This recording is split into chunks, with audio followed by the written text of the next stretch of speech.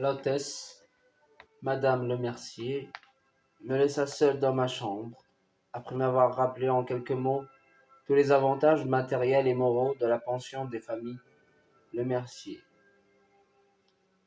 Je m'arrêtai debout en face de la glace, au milieu de cette chambre où j'allais habiter quelque temps. Je regardais la chambre et me regardais moi-même. La pièce était grise et renfermait une odeur de poussière. Je vis deux chaises dont l'une supportait ma valise, deux fauteuils aux maigres épaules et à l'étoffe grasse, une table avec un dessous de laine de verre, un tapis oriental dont l'arabesque répétait sans cesse, cherchait à attirer les regards. Mais à ce moment du soir, ce tapis avait la couleur de la terre. Tout cela m'était inconnu, comme je connaissais tout cela pourtant. Ce lit de faux acajou, sa table de toilette, froide, cette disposition inévitable des meubles, et ce vide entre ces quatre murs.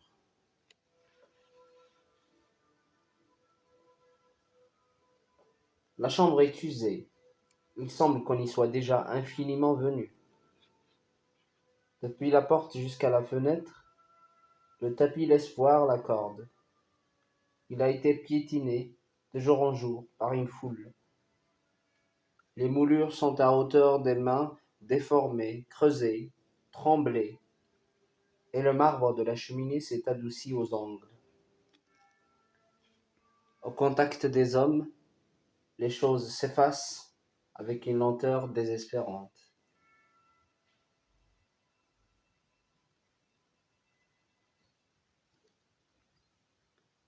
Elles s'obscurcissent aussi. Peu à peu, le plafond s'est assombri comme un ciel d'orage. Sur les panneaux blanchâtres et le papier rose, les endroits les plus touchés sont devenus noirs. Le battant de la porte, le tour de la serrure peinte du placard et à droite de la fenêtre le mur à la place où l'on tire les cordeaux des rideaux. Toute une humanité est passée ici comme de la fumée. Il n'y a que la fenêtre qui soit blanche. Et moi, je suis un homme comme les autres, de même que ce soir est un soir comme les autres. Depuis ce matin, je voyage. La hâte, les formalités, les bagages, le train, les souffles des diverses villes. Un fauteuil est là, j'y tombe. Tout devient plus tranquille et plus doux. Ma venue définitive de province à Paris marque une grande phase dans ma vie. J'ai trouvé une situation dans une banque. Mes jours vont changer.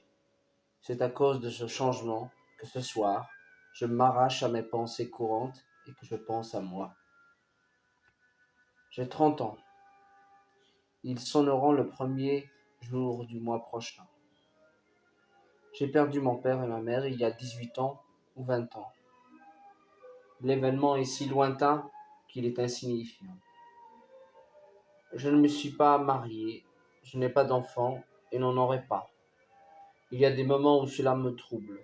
Lorsque je réfléchis avec moi, finira une lignée qui dure depuis l'humanité.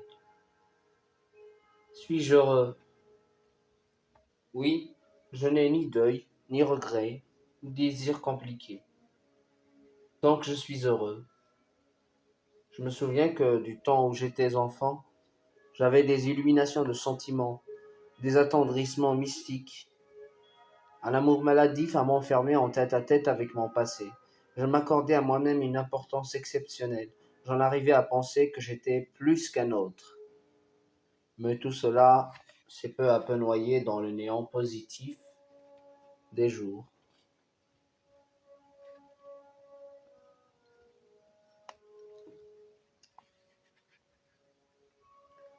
Me voici maintenant.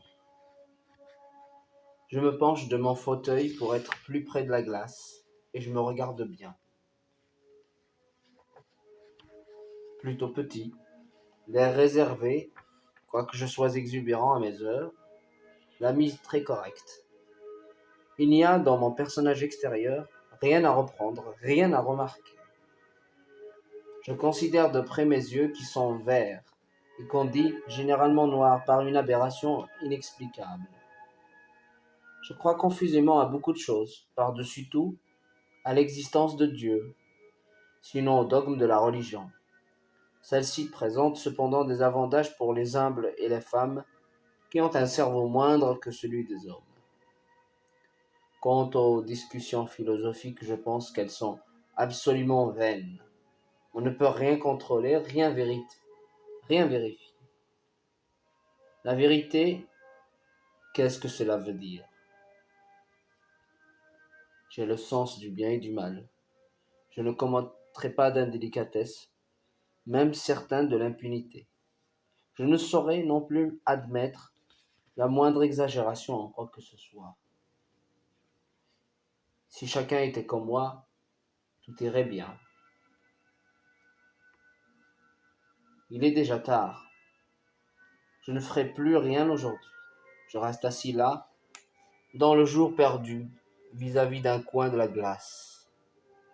J'aperçois dans le décor que la pénombre commence à envahir le modelé de mon front, l'ovale de mon visage, et sous ma paupière clignante, mon regard par lequel j'entre en moi comme dans un tombeau.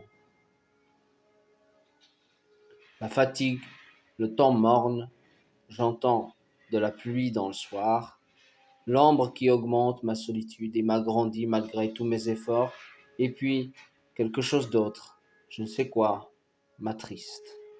Cela m'ennuie d'être triste. Je me secoue. Qu'y a-t-il donc? Il n'y a rien. Il n'y a que moi.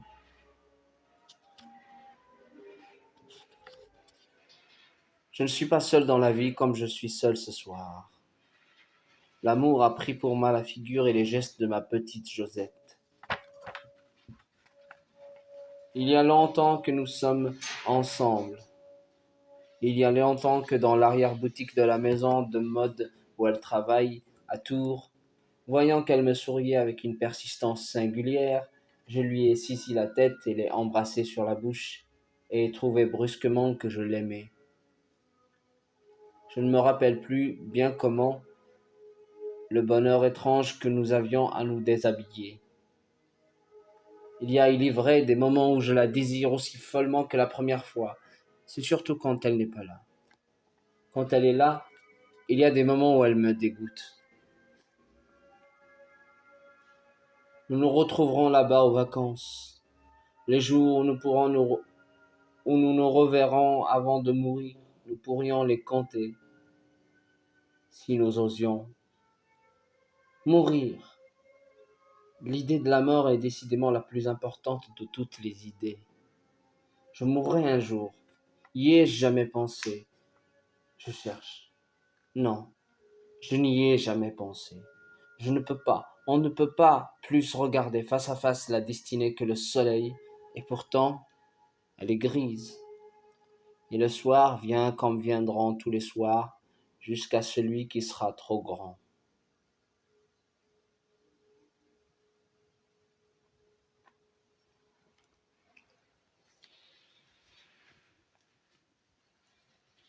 Mais voilà que tout d'un coup, je me suis dressé, chancelant dans un grand battement de mon cœur comme dans un battement d'ailes. Quoi donc? Dans la rue, un son de corps a éclaté, un air de chasse. Apparemment, quelques piqueurs de grande maison, debout près d'un comptoir de cabaret, les joues gonflées, la bouche impérieusement serrée, l'air féroce, émerveillent et fait taire l'assistance. Mais ce n'est pas seulement ça, cette fanfare qui retentit dans les pierres de la ville. Quand j'étais petit à la campagne où j'ai été élevé, j'entendais cette sonnerie au loin sur les chemins des bois et du château. Le même air, la même chose exactement. Comment cela peut-il être si infiniment pareil? Et malgré moi, ma main est venue sur mon cœur avec un geste lent et tremblant. Autrefois, aujourd'hui, ma vie, mon cœur, moi, je pense à tout cela, tout d'un coup, sans raison, comme si j'étais devenu fou.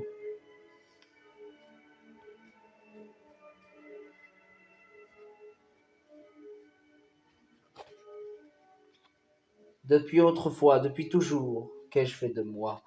Rien. Et je suis déjà sur la pente. Ah, parce que ce refrain m'a rappelé le temps passé, il me semble que c'est fini de moi, que je n'ai pas vécu. J'ai envie d'une espèce de paradis perdu. Mais j'aurais beau supplier, j'aurais beau me révolter, il n'y aura plus rien pour moi. Je ne serai désormais ni heureux ni malheureux.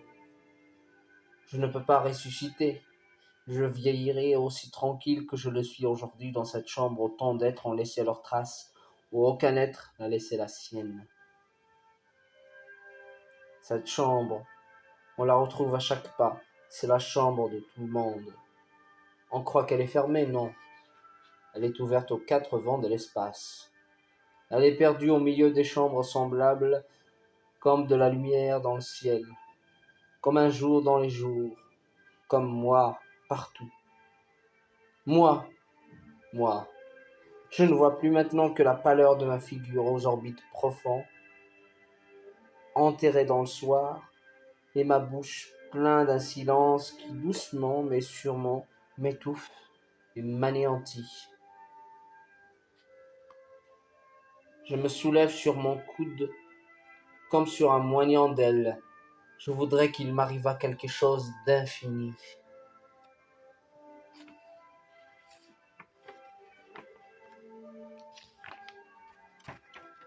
Je n'ai pas de génie, de mission à remplir, de grand cœur à donner.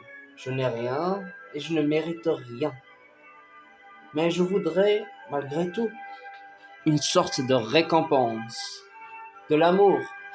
Je rêve d'une idylle inouïe, unique, avec une femme, loin de laquelle j'ai jusqu'ici perdu tout mon temps, dont je ne vois pas les traits, mais dont je me figure l'ombre à côté de la mienne sur la route.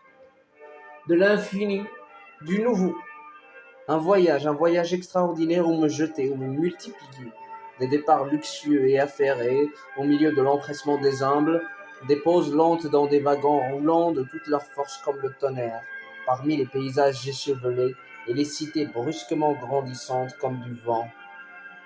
Des bateaux, des mâts, des manœuvres commandées en langue barbare, des débarquements sur des quais d'or, puis des faces exotiques et curieuses au soleil, et vertigineusement ressemblant des monuments dont on connaissait les images, et qui, à ce qu'il semble dans l'orgueil du voyage, sont venus près de vous. Mon cerveau est vide, mon cœur est tari. Je n'ai personne qui m'entoure, je n'ai jamais rien trouvé, pas même un ami.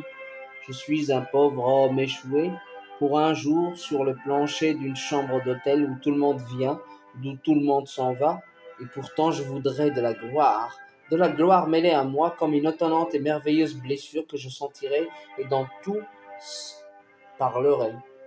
Je voudrais une foule où je serais le premier, acclamé par mon nom comme par un cri nouveau sous la face du ciel. Mais je sens retomber ma grandeur. Mon imagination puérile joue en vain avec ces images démesurées. Il n'y a rien pour moi. Il n'y a que moi qui, dépouillé par le soir, monte comme un cri.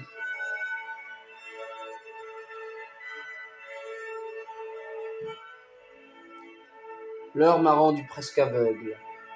Je me devine dans la glace plus que je ne me vois. Je vois ma faiblesse et ma captivité. Je tends en avant, du côté de la fenêtre, mes mains aux doigts tendus, mes mains avec leur aspect des choses déchirées. De mon coin d'ombre, je lève ma figure jusqu'au ciel. Je m'affaisse en arrière et m'appuie sur le lit. Ce grand objet qui a une vague forme vivante, comme un mort. Mon Dieu, je suis perdu. Ayez pitié de moi. Je me croyais sage et content de mon sort. Je disais que j'étais exempt de l'instinct du vol. Hélas, hélas, ce n'est pas vrai, puisque je voudrais prendre tout ce qui n'est pas à moi. Le sang du corps a cessé depuis longtemps. Les rues, les maisons se sont calmées. Silence. Je passe ma main sur mon front. Cet accès d'attendrissement est fini. Tant mieux. Je reprends mon équilibre par un effort de volonté. Je m'assois à ma table et tire de ma serviette qu'on y a déposé des papiers. Il faut les lire, les ranger. Quelque chose m'aiguillonne. Je vais gagner un peu d'argent.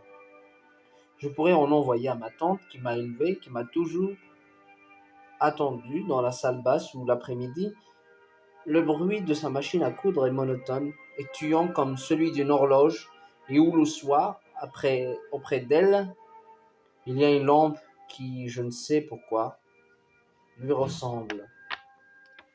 Les papiers, les éléments du rapport qui doit faire juger de mes aptitudes et rendre définitive mon admission dans la banque Berton. Monsieur Berton, celui qui peut tout pour moi, qui n'a qu'un mot à dire, Monsieur Berton, le dieu de ma vie actuelle.